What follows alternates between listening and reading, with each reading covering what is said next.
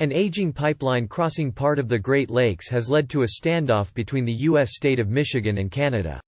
The outcome of the battle over Line 5, which delivers energy to the U.S. Midwest and central Canada, will be viewed by many as a bellwether of how North America will balance its energy future with its environmental commitments. The most contentious part of the Line 5 pipeline, which runs from Superior, Wisconsin, by way of Michigan to Sarnia, Canada, sits on the bed of the Straits of Mackinac. The narrow waterway connects Lake Michigan and Lake Huron, two of the world's largest lakes. In 2018, an anchor from a shipping freighter passing through the straits struck and damaged the pipe, bringing to the fore long-standing concerns from environmental campaigners and others over possible spills. Then Michigan Governor Rick Snyder made an agreement with Canadian pipeline operator Enbridge to protect the pipeline from further damage and keep it operational.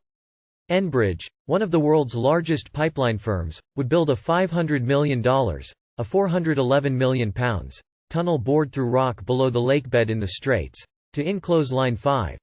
The agreement was meant to end uncertainty about the controversial 69-year-old oil and natural gas pipeline safety.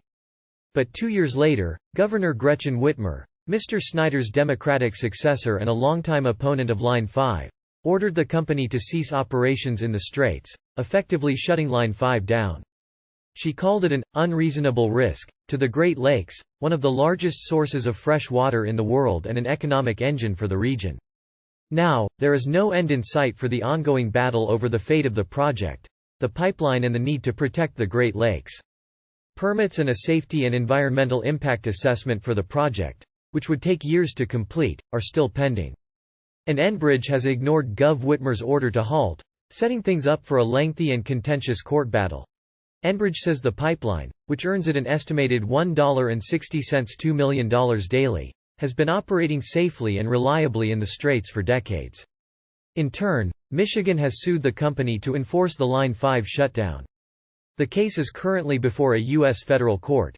Calgary-based Enbridge has Canada in its corner.